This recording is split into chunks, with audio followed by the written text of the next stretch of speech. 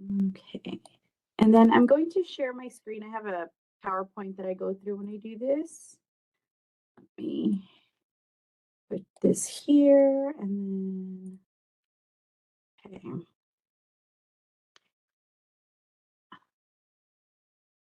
And are you guys able to see it?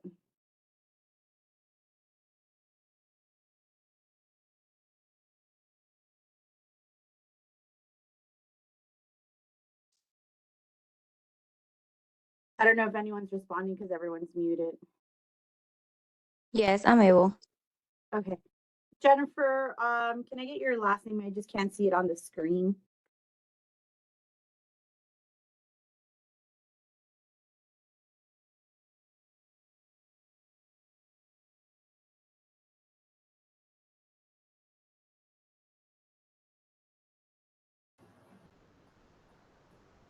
Jennifer, are you able to hear me?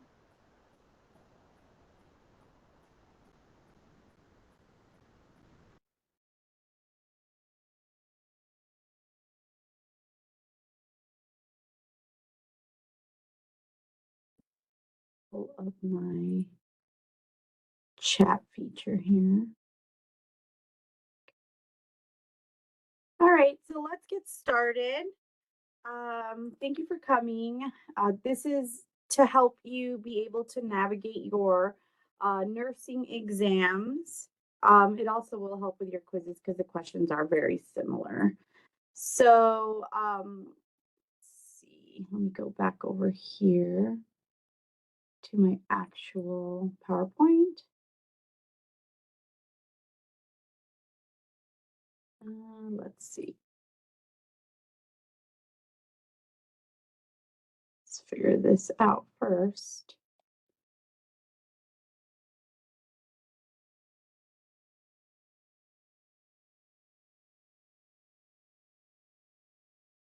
Let's go back over here.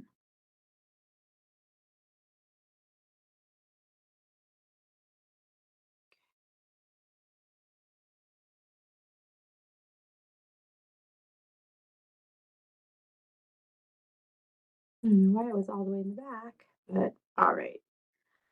So this is NCLEX style testing success tips. So what is NCLEX testing? The National Council of State Board of Nursing develops the licensure exam, the NCLEX RN, to measure competencies needed to perform safely and effectively as a newly licensed entry-level nurse. So basically, you're asked to perform effective nursing care in your exam. And so the way we measure that is by the way you answer the questions in your exam.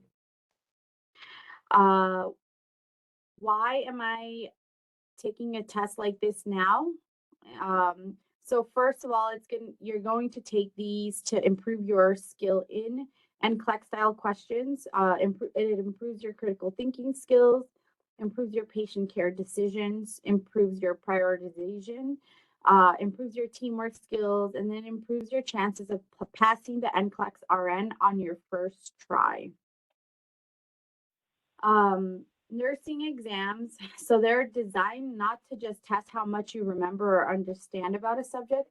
They're also designed to test your ability to think at a higher cognitive level. Thinking like a nurse is essential to safe and competent nursing practice at the entry level. So the questions are asking you to think like a nurse. So you'll see questions like, the nurse is going to assess this patient XYZ. What is the best action? And then it gives you your multiple choices. And so a lot of the test is going to the questions are going to be as if how you would act as the nurse. What do I need to do to change my learning habits? Create a study plan, a minimum of 30 hours per week, and that's minimum. And that should be spread out throughout the week and not just in one sitting or big, large chunks of study time. A good way to study is to break it up in hour blocks so that your brain doesn't get tired and that you give your brain a break. Otherwise, after about 50-ish minutes of doing learning or cognitive things, your brain does not remember anything. Come to every class prepared, complete all the learning assignments, and be prepared to apply your knowledge in classroom activities. Create an effective study group. Learning nursing concepts is a process. And as I mentioned before, having a study group is probably one of the biggest advantages of learning in nursing school. It is very helpful because it helps you grasp the information a lot more. Excuse me.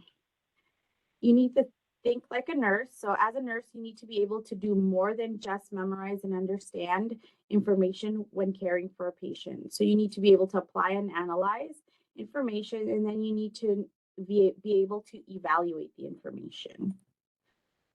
So what is being tested? So the biggest things is you're going to want to look at your question and check to see if your question is it talking about safety? Is it talking about your airway breathing circulations? Is it talking about Maslow's hierarchy? Is it somewhere in the nursing process or in clinical judgment? And as you guys are learning that stuff during the next couple of weeks, you're going to be able to decipher where in the nursing process is this question asking me, so that you can make the appropriate judgment. And then also knowing that in Maslow's hierarchy of need, you're going to need to meet, the bottom tier in order to move to the next one, and then meet that tier in order to meet the next one, and so on and so forth. So likely in, say, an example, if the question is about therapeutic communication, it's probably not an ABC question. It's probably not a safety question, but it's likely somewhere in Maslow's hierarchy of need. How can I meet my patient's needs in whichever level they're at? Does anybody have any questions regarding that? No. Perfect. So the types of questions you're going to get are knowledge level. So a lot of them are going to be define, identify, select the correct response. Comprehension is just a tad bit more. It requires just a little bit more. So interpret, explain, or predict an outcome. While application is your problem solving, and then your analysis is recognizing relationships between different parts, and then you're able to evaluate, select, or differentiate different things. And I'll have some examples of these types of questions for you. Personal empowerment in doing well in your test. So classroom strategies for that is listen to the audio PowerPoints if there are some prior to coming to class. Come prepared to discuss the materials and ask questions about what you were assigned. Review the learning outcomes or your learning objectives. Participate in classroom activities, the pollings, the group activities. Doing all that is your empowerment so that you do well on your exams. Before your exams, follow your study plan. Don't cram. Cramming does not work in nursing school. Get a good night's sleep and eat before the test. Make sure it's not like junk food or anything like that. Something that'll keep you full, like a protein balanced meal. On test day, be early. Have all your supplies ready. And then and budget your time across each questions. So the biggest thing is that you will have about 1.5 minutes for every multiple choice question and 2 minutes for anything that's other than multiple choice, such as math questions or dosage calculation questions, select all the apply questions. and then any alternative like matching questions and stuff like that. So in total for 35 questions, which is what your exams are, you'll have an hour and 10 minutes based on that minute and a half for multiple choice questions and 2 minutes for any alternate items such as math, select all that apply.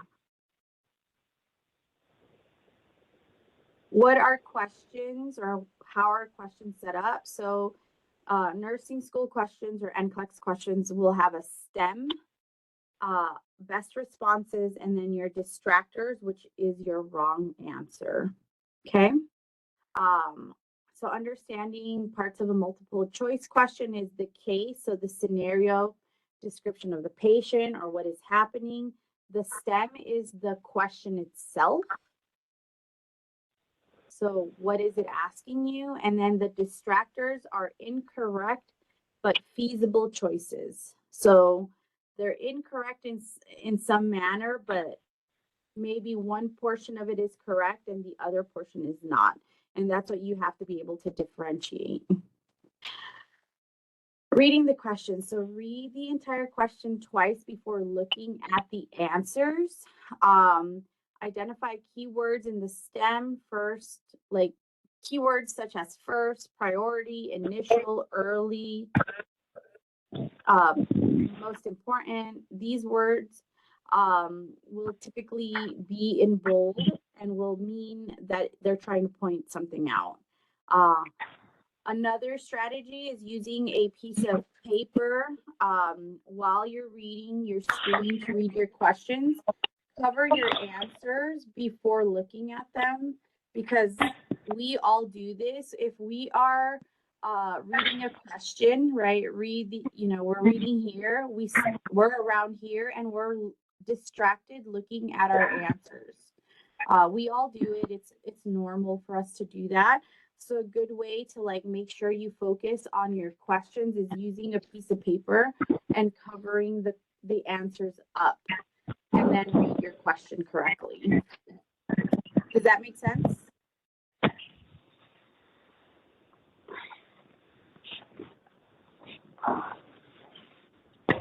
Okay.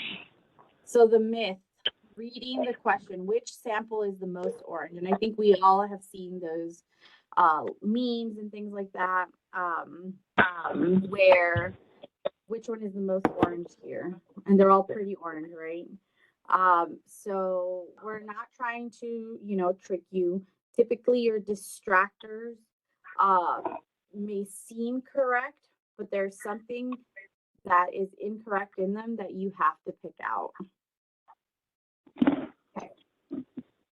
Components of the question. Again, the STEM is the story. What are they asking you? So example here, the clinical manager wants nurses working on the unit to administer moderate sedation. To legally include this procedure in their practice, the staff nurse determines that it is acceptable according to which source, and then you would have your A, B, C, D response. So here, your question is, you're in your STEM, the story is the clinical manager wants nurses working in the unit to administer moderate sedation. So that's the story. And then the question is, the staff nurse determines first that it is acceptable according to which source. So this is your question. Which source would that be? And then it would probably give you responses like the American Nurses Association, the State Board of Nursing, the Nurse Practice Acts, something else. And then you would determine the answer. So here's your answers here. So the agency's policies and procedure book, the nurse's liability insurance, Good Samaritan law, or the Nurse Practice Acts. And while all of them have something to do with what a nurse can do, actually it is the Nurse Practice Acts that determines what we can truly do. It's the law for nursing. Answering the question, what are we really asking you? Try to answer the question before looking at the given answers. Eliminate options and pick the best answer. Only change your answer if you know you read the question wrong or if you read the answer incorrectly. Does that make sense? So always go with what you automatically think is the right answer, because your brain works in a way for you to be able to answer these questions almost immediately, but a lot of people second guess themselves, and a lot of the time this is why we get answers incorrectly, because we go back and change our answers. It's usually the first choice that we think of. Do you guys have any questions? I don't.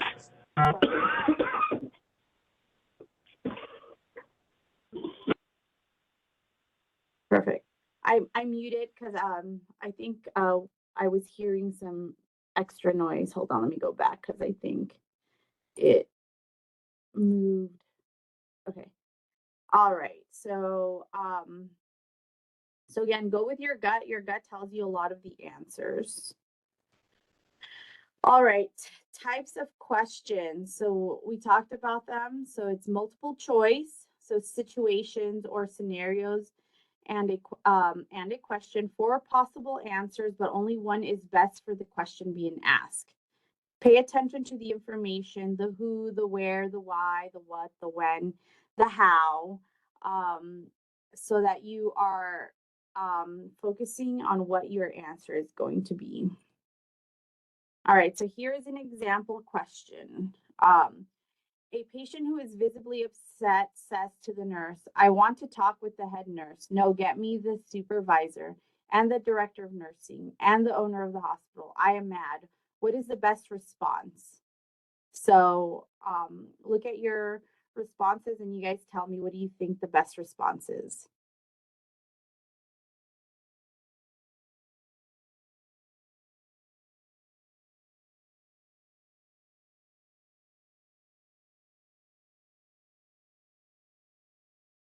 A.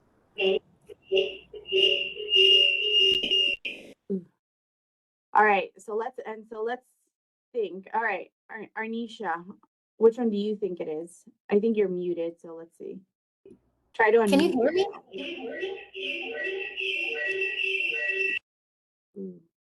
Say that again.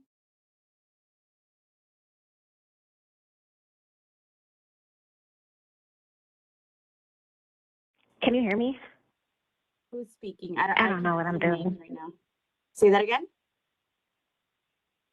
Oh, I'm sorry. It's Arnisha. So I'm on both the webcam and the phone, but from the answers, it looked like I liked C. C, okay. So let's think about it. So let's think about therapeutic communication, right? Which one would get you the most information? Let's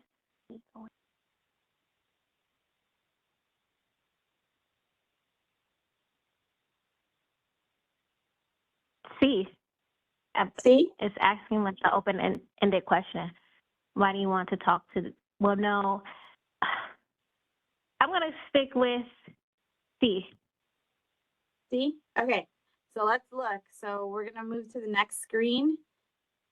So A is incorrect because it does not promote communication and it does not allow the exploration and understanding of the issue. B is incorrect because it dismisses feelings and does not promote communication. And then C places the patient on the defensive. And that's because it's asking why instead of like, because why, when we ask Or what happened? Yeah.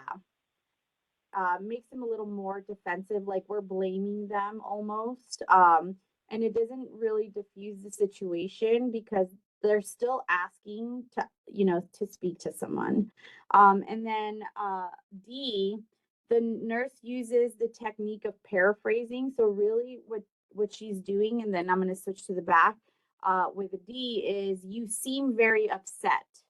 And that's validating what the patient is feeling. I think with that answer, I think it could also ask a little bit more, like, you seem very upset. Can you tell me what is going on? Instead of like, why are you Right. feeling this way? Does that make sense? Yes. hmm Whereas I I know you're going for C because it is an open-ended question, which we like in therapeutic communication, but the asking why portion makes it a little too puts the patient on the defensive of why are you feeling this way, right? Does that make sense? Yeah, Okay. it does. I think if it had more text to it, maybe a rephrase. But I was Yeah, thinking more like to get the patient to be able to express themselves with those choices. I felt like absolutely. that, answer was the most. No, and I totally get that. Well, it is more open. Um, with D, the nurse is validating what they're saying, right? Does that make sense? Yes. Mhm. Okay. All right, very good. So let's see. Let's move on to a next one. Um, which of the following actions should the nurse plan to do first when caring for a client who is experiencing spiritual distress? So, look at this question and tell me if you can figure out if this is a assessment question, an evaluation question, taking action question, or implementation. And then tell me if you can figure out the answer.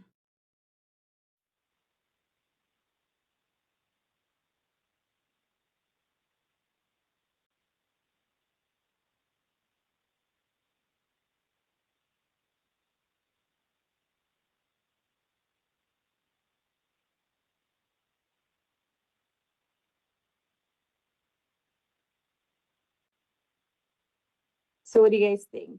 What would be the answer?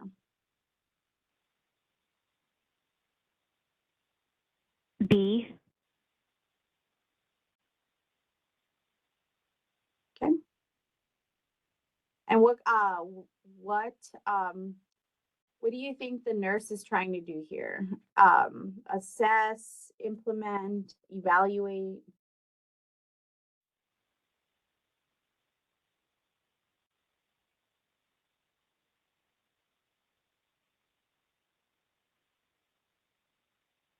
I would say implement. I could be wrong. It's okay. We're working through it. So I don't believe don't worry about she's being right or taking wrong. action. I believe she's taking action here to kind of help the patient kind of tap Sure. or help into what his beliefs are, his values, and get back into his nature. Yeah, and that makes absolutely total sense on what she should be doing. And so, and I think so. You guys are learning the nursing process sometime this week and then next week, if I'm correct. Yes. Well, for those in my class, I know you guys are doing it this week. Um, and then for all the for anybody that joins that is from cohort A or cohort B, I believe you guys are doing it this week or next week. Um, and so let's think about the nursing process itself. So you assess, you analyze the situation, you then create a goal, and then you intervene to achieve this goal. And so in this question, which of the following actions should the nurse plan to do first when caring for a client who is experiencing spiritual distress? Um, do we have enough information to know that they truly are in spiritual distress? What do you guys think?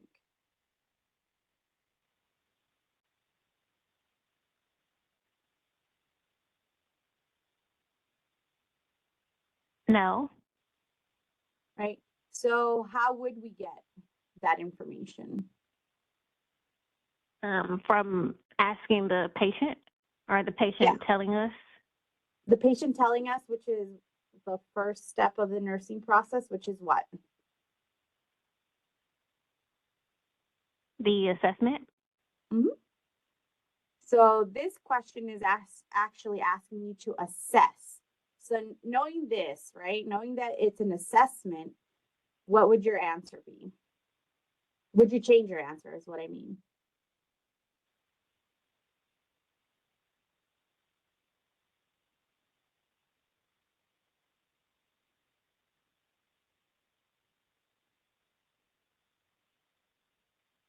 No.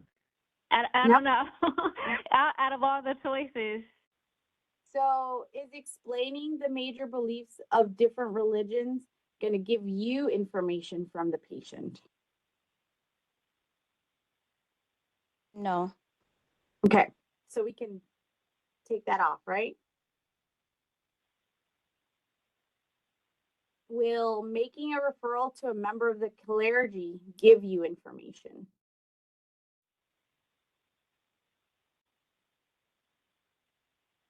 No. Will suggesting reading material give you information about the patient? No. So then, what is your answer? D. Mm-hmm. Help the The client same, express yeah. his or her own values and beliefs. Because when you do that, you're going to be asking the questions of, do you have any spiritual beliefs? Do you have any rituals that you do? Do you take any alternative medications based on your religion? You know, things like that. And these are the assessment data that you're going to collect that then now you can go back and say, oh, this patient is in spiritual distress because this is what they're feeling. Does that make sense? Yes. Okay. So, and of course, because if you haven't like learned the nursing process, you know, you're still learning it right now, it's going to take a little bit of time for you to be able to look at a question and say, this is an assessment question. This is a implementation question. This is a nursing priority problem question or an analysis question, an evaluation question.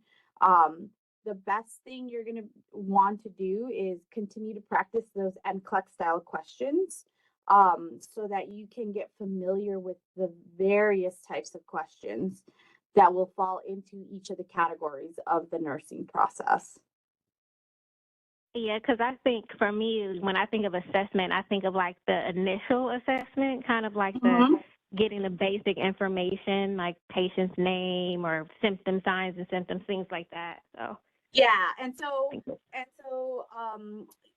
this is really important because the assessment is going to be the single most important skill that you learn in nursing because it is the only way you're going to be able to decide the care you provide, like how you're going to take action. And remember, you can't take action until you have a thorough assessment. So if you know that the question doesn't give you enough information for an assessment, then you technically shouldn't take action yet, right? Because you don't have enough information. So you should then look at it and say, oh, I don't think there is enough information. So I think my answer might be something that I have to assess. Does that make sense? That makes sense. Okay. Yes. So, thank you. and you're going to see questions that are going to be like, the client is experiencing low blood pressure. What is the nurse's priority action? And then you're going to look at that because you have an assessment data, right? You have that low blood pressure. and the responses are going to be assess for signs and symptoms of low blood pressure, call the doctor immediately, give this medication, ensure the patient doesn't get up by themselves, right?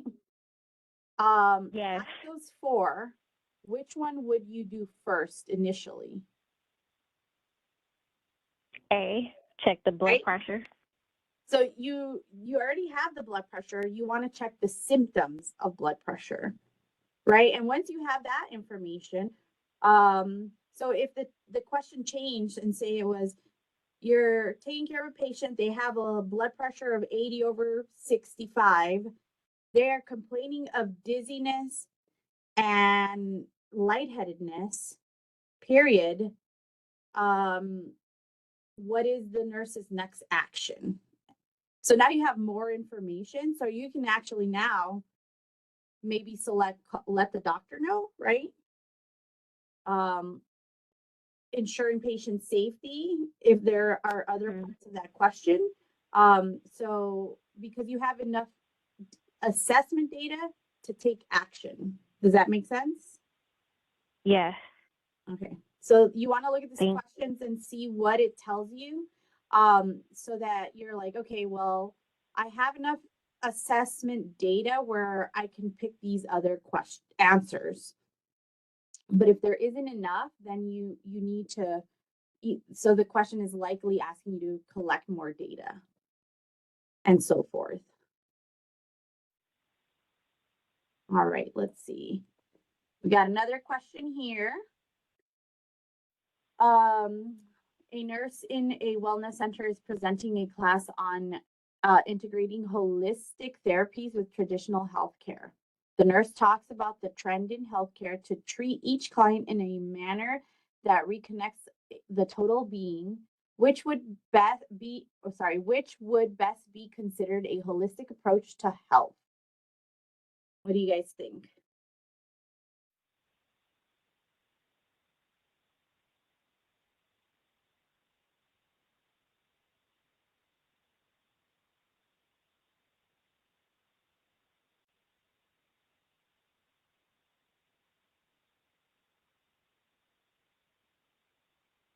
Can we eliminate any of the answers? B, Perfect. B and C. B and C. So now we just have A and B, right? Or A and D, sorry. What do we know the definition of holistic means? Just the basic definition.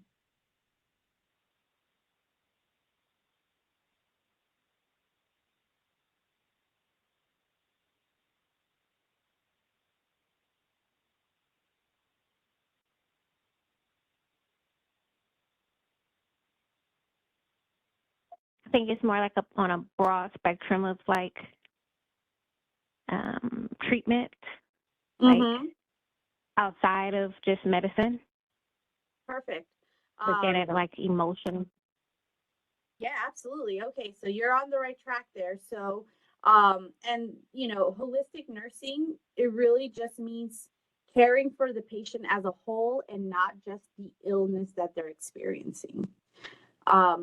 So if we're caring for somebody as a whole person, which one do you think would encompass all of that? What is a holistic approach? It would be A. Perfect, right? Because um, when someone is ill, they're going through, of course, a physical thing, right? But their emotions are involved, their spiritual well being is involved. So we encompass all of it, and that is a holistic approach of care. And so this type of question is what we call a knowledge and understanding level question. So it's kind of like the lower tier, almost like if you know the definition of holistic therapies, then you should be easily able to answer that. And our exams, I believe, are about 20 to 30% knowledge and understanding questions. And then the other percentage are analyzing and application level questions. And then we have a small percentage of alternate, which includes your math questions or your dosage calculations. All right, let's go to the next one. All right, a 10-year-old is with his mother at the pediatrician's office. The mother reports that the child has been having bedwetting accidents this past week. What should the nurse do next? So this one, is it telling you to take action already?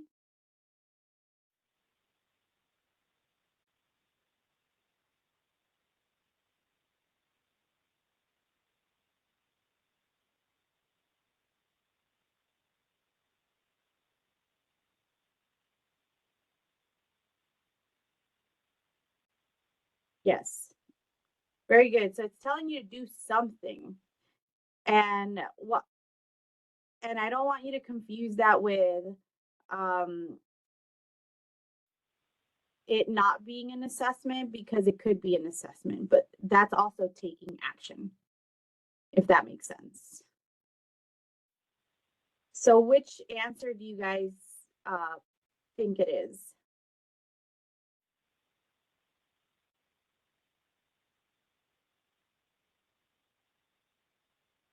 And it's okay if you're wrong, because we're going to work through the question. D, find out what the child does before bed, right? You want to collect some more information. And while that is a feasible answer, it is the incorrect one. And and this is not because, I think this is more because of the type of question. It would require you to have a little more knowledge of a certain disease. But this is just to kind of get you thinking the type of question. So D is incorrect because it wouldn't give us enough information. Okay. I was going with D too. Like, I was thinking like D. B as in boy? D is in dog. Okay. Like, don't you, I mean. You want more That's information, interesting. right? And that, and Yes. I totally get that. And like I said, this is just a practice question, and I definitely wouldn't expect this question to be answered correctly here, because it is one, it's pediatric stuff, and two, it's a higher level question, and this is what you're going to learn. So with this question, this question itself is what we call a analysis question. This question requires the nurse to analyze the situation, recognize possible underlying conditions, and determine the most appropriate action based on assessment findings. So we have assessment data already. The assessment data is the mother reports that the child has been bedwetting, having accidents during the past week. At 10 years old, this is definitely not a normal thing, and it shouldn't be a regression thing. It also shouldn't be the kid drinks a gallon of water, which I doubt they do, before bed. Well, we could find that out, right, with question D. As the nurse, the critical thinking portion would be, is this child experiencing a condition that is causing them to pee? And so really, while A tells you, determine if the child has started vaping, while vaping can have health consequences, it is not a common cause of new onset bedwetting. B, ask the child if there is bullying. So bullying can contribute to stress-related bedwetting, but a medical cause should be ruled out first. And then D, This is useful information, but is not the priority when assessing for a potential medical condition. And so the answer is C, check the child's blood glucose level, right?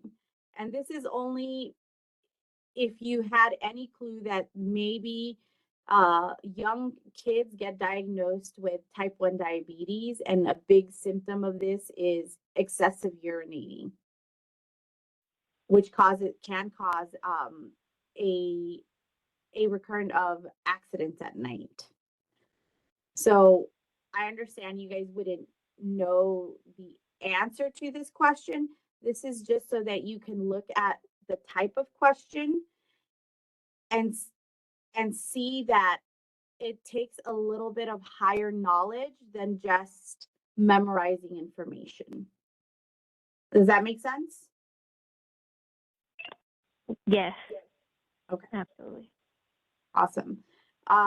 So again, like I said, this is, you know, if you pick D, it is a feasible answer. It is actually the only other answer that would have been feasible had check the child's blood glucose not been there, because we would be worried about type 1 diabetes. All right, let's see. Let's go to multiple response question. So this is your select all that apply questions. So they're similar to multiple choice, but there is always more than one correct answer. And it can be all of them. So we're not trying to trick you. If they all seem correct, then you pick all of them. And then another way to tackle your select all that apply questions is taking each response as a true or false statement to the question. So if the response is true, then you select it. If it's false, then you do not select it. And this is very helpful because it helps you individualize each answer so that you're focused and ensuring that the response is truly correct. So Jennifer asked if you're going to have a lot of those in the upcoming exam. So multiple response, you'll likely have 3 to 4 in the whole exam, the 35 questions. Because this is an alternate type of question, we limit that to about 7 to 8, which includes your math questions. And each test will have 3 to 4 dosage calculations, leaving about 3 to 4 select all that apply questions, or any other alternate like matching and stuff like that. Okay, good question. All right, so let's look at this multiple response question. A nurse recognizes that which of the following must be supplied to a client before an informed consent can be obtained. Every select all that apply questions will have this select all that apply thing here. So it'll tell you that the question is a select all that apply. Okay. So let's look at each individual answer. So the question is asking you about informed consent. And then it says must have. So this is like the informed consent must have this information. So an informed consent must have a description of the procedure to be done. Is this true or false? True. Okay, so we check that one. An informed consent must have why the procedure is needed. True or false? True. True. Okay. An informed consent must have what time the procedure will be done.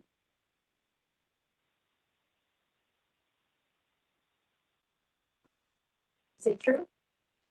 So is it true? An informed consent must have risks associated with the procedure.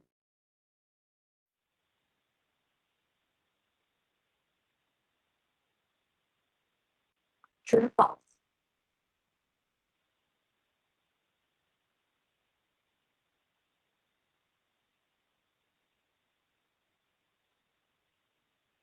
True. True. Okay. And then an informed consent must have possible alternative treatments that might have similar results for the client. True or false?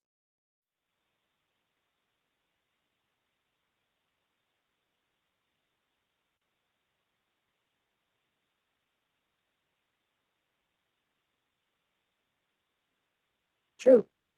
For E, I would say false. I'm not sure. Okay, and that's okay. So if you're not sure, it's fine because again, this is all we're learning. Um, so two back. There it goes. All right. So A is true, B is true, C is false, D is true, and E is true. And so let me explain. And this question is actually a knowledge comprehension question. And so if you knew what an informed consent was and all of the things it needed, you didn't really need to like apply the knowledge. You just needed to remember the conditions of a consent. So, A, the client must understand what the procedure details are. B, the client needs to know the rationale for the interventions. C, timing is not a component of an informed consent because it is not a logistical detail and not a factor on decision making. The timing itself, and if you think about, let's say somebody who had a fall, broke their hip, and it was at 2 o'clock in the morning that this happened. They came to the emergency room.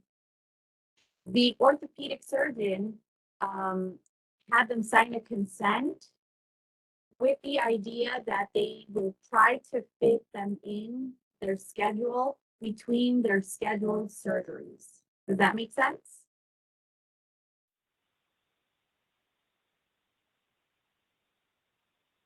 So the consent wouldn't have a specific time because there isn't a specific time because the patient will have to wait until there is time in between different surgeries, unless it was an emergency thing. But at that point, it probably wouldn't be. And then D, clients must be informed of possible complications and side effects to make an educated decision.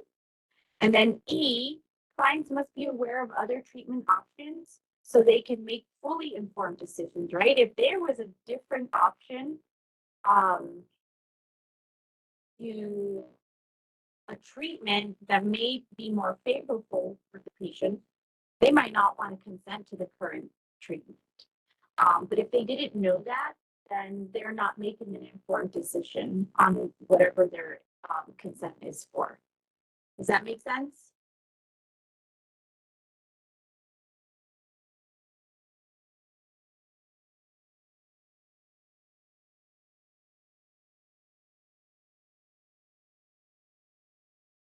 All right. So here are your other types of questions that you might see on exams.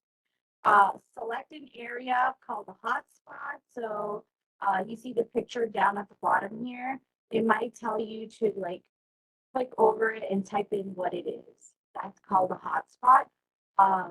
Fill in the blank. These are your typical math questions. It'll ask you to put in a number for your dosage calculation answers. And then prioritizing the ranking. So putting things in order. These are good questions for skills type questions. So because we do test on what you learn in your labs, you might get a question that's going to tell you put in order the procedure of giving a IM shot.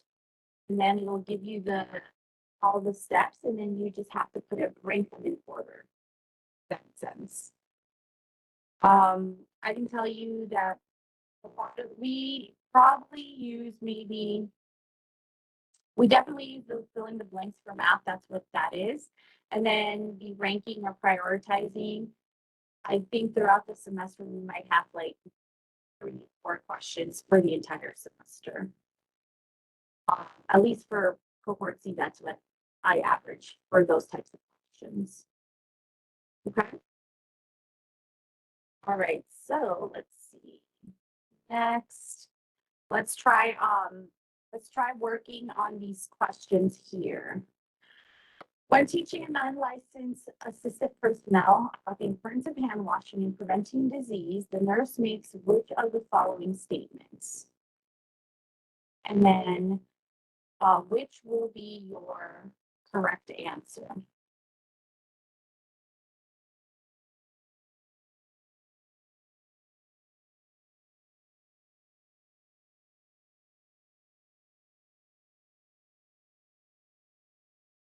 Okay, I got somebody that said, Jennifer said B. Anybody else?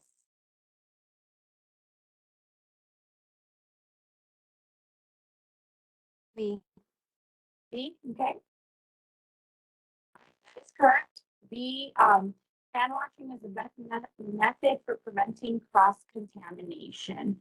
This question is a recall question. It is comprehension level. It's the lowest form. It's quite to your analysis yet. Very, very good. Okay. Let's see. Next question. Okay. The union secretary who has transcribed the provider's orders asks the nurse to interpret an order because nobody can read the writing. What is the nurse's best action?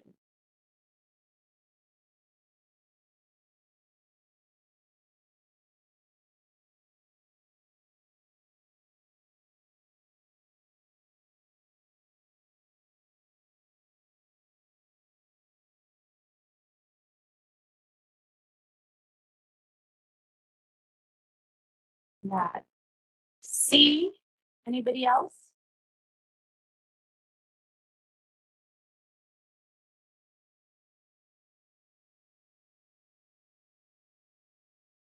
C. Okay, very good.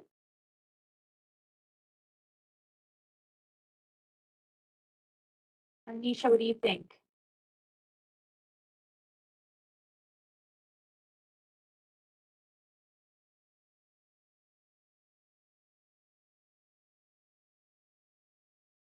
All right, so C is correct. Clarify the order by calling the physician. This question is an application level question. This requires you to recall, to understand the process of medication administration, medication safety, and professional communication. And so this is allowing the knowledge gained in your lectures regarding medication administration, safety, communication. Those 3 things was the information that you required for you to be able to answer this question.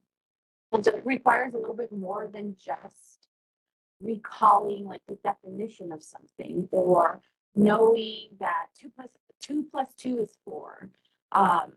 And so it requires just a little bit higher thinking on your part. So very good job.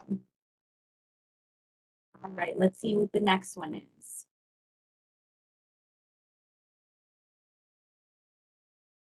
A nurse is developing a plan of care for a client scheduled for cataract surgery. The nurse documents which most appropriate nursing diagnosis in the plan of care. And while you guys haven't learned about cataracts, right?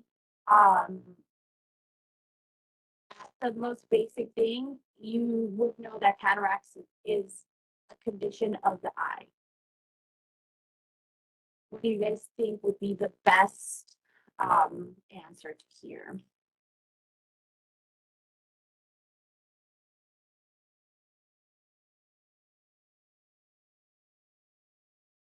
Very good. So I got one C. Anybody else got anything else? Jennifer got C as well. Okay.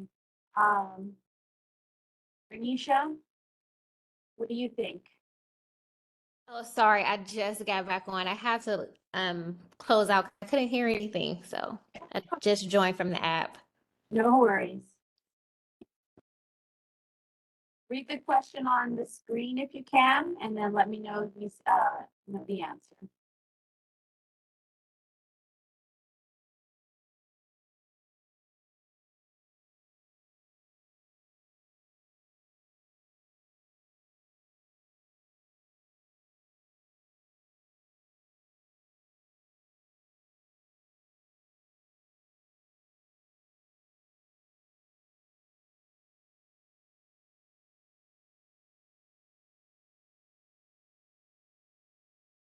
All right. Would it be the C? Um, did you say C? Yeah. Perfect. So, and let's look at this question because this is a really good one. Of the four answers, which one can you eliminate?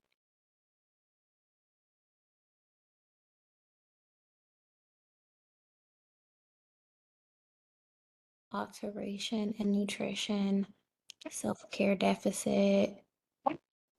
Very good. So A and B, you can definitely eliminate pretty quickly. That leaves you with C and D. And I know that some people will pick D because what they're thinking is, well, the patient is having surgery, so they're going to be anxious, right? Yeah, Um, pretty common. Pretty common for any surgery. Very absolutely correct. However, there isn't anywhere in the question that points to that. So the only feasible answer is C. Because this is cataracts is a disorder of the eye that causes some blindness. And so sensory perceptual alteration is going to be the priority during the surgery, after surgery, until the patient heals. And then they're able to have their vision accommodate to their new normal after surgery. And so knowing that um, and being able to look at your answers and say, does it make sense what it's asking me? And if you're able to, excuse me, eliminate at least two of the four, then you have a 50-50 chance of selecting the correct one. And it's almost always 100%. I don't know how many times I could say this, but it'll be the first answer your brain thinks of. So, unless you read the question wrong or unless you read the answer incorrectly, it is likely that you have the answer correct and don't go back to change your answers. Okay. All right, let's move on to the next one.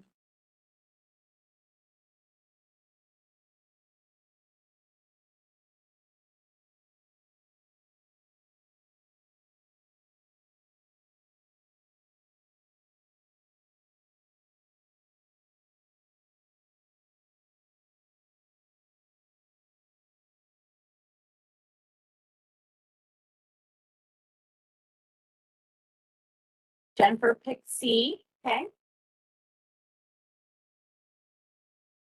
Francis picked C. Anisha?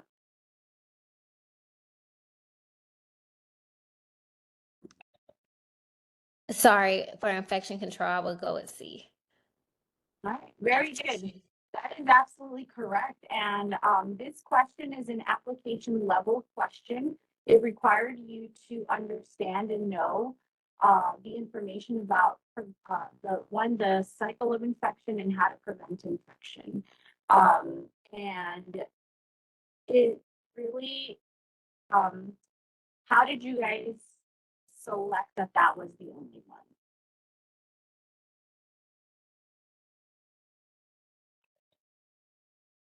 I've just thought in terms of like safety, like infection control, like what would be the best practices, the best ways to prevent spreading infections. Absolutely. And that's exactly what it was. And I know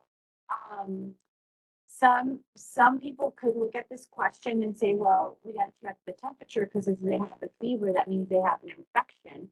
And so they kind of go on in the story and they focus on that instead of what it's truly asked. So very good on looking at the question and responding to it at exactly what it's asking. So very good. All right. So the next thing we're going to talk about is our test anxiety. Who has test anxiety? I know I do anytime I take a test. I just know that I have it and it sometimes can block our thinking. And so then what do we do with our test anxiety? So the biggest thing is that you should know that test anxiety is normal. It happens with everyone. No matter how prepared you can be, there should be a little bit of anxiety, right? Because that is just a normal process. Anxiety itself is a defense mechanism for uncertainty. And so the problem is that when that anxiety is too excessive, that it does not let you do well in exams. So just remember, a little anxiety can help jumpstart your studying and keep you motivated. Too much anxiety can interfere with your studying and may be difficult for you to learn. And think about it, when you're in that anxious state, are you able to intake any information? Not likely. Too much anxiety may block your performance during the test. You may have difficulty concentrating or demonstrating what you know. Do you have test anxiety? Are you unsure? I will post this link in our chat once I put down the recording. But test anxiety, if you don't know, this will help. This helps in assess and finding if you do. How do we deal with test anxiety during testing? So being well prepared for the test is the best way to reduce anxiety. Space out your studying over days or weeks and continually review your class materials. Don't do last minute cramming. Don't try to learn everything the night before. And make sure you get enough sleep the night before the test. I know this may sound like super daunting and like not a thing you can do, but what I recommend is that you study up to about 5 to 6 p.m. the day before the test. And then after that, you do something that's self-care for you. This is gonna help you combat that test anxiety.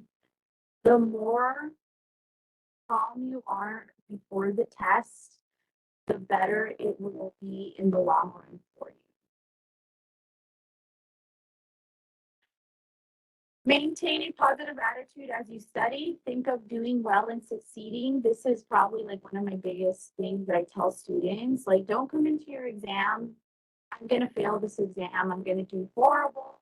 I don't know anything that I learned. All that negative thinking only feeds that test anxiety. So from here on out, while you're studying, while you're getting ready for a test, well, whatever it is that you're going to do, if you're going to clinicals, if you're nervous about anything, having some anxiety, tell yourself, I'm going to pass my test.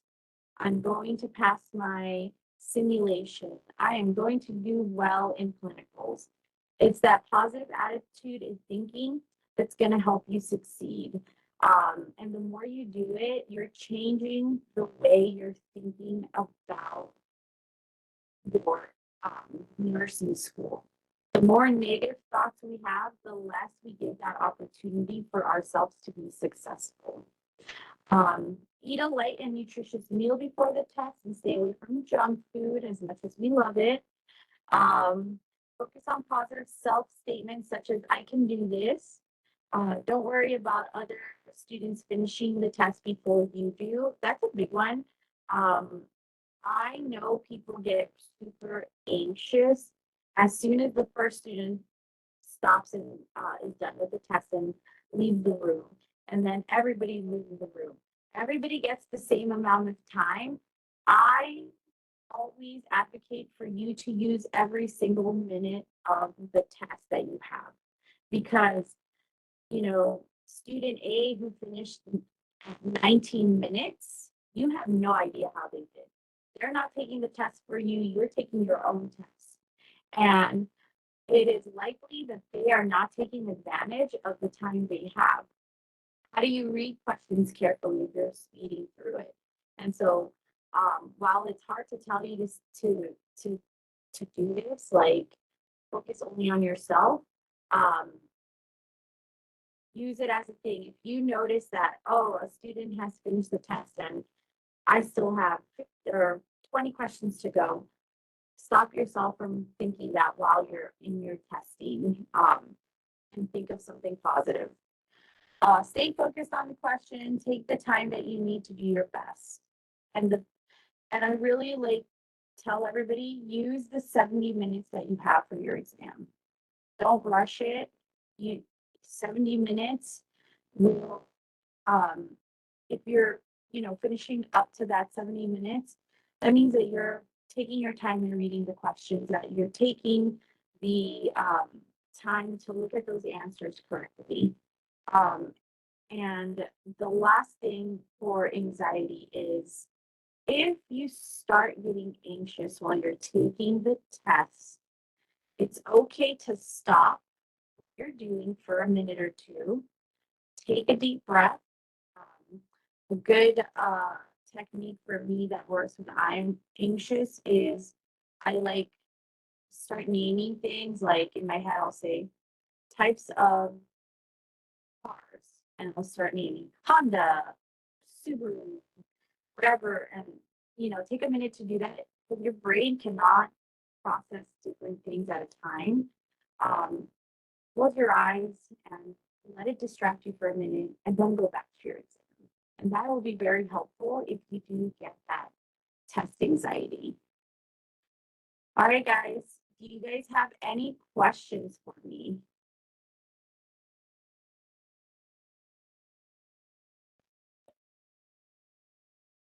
No, thank you for this. This was actually really helpful. Awesome. I appreciate that you guys came. I will post the PowerPoint and the recorded video as well. Okay. Thank you so much. You're very welcome. And again, feel free to reach me if you have any questions. All right, ladies.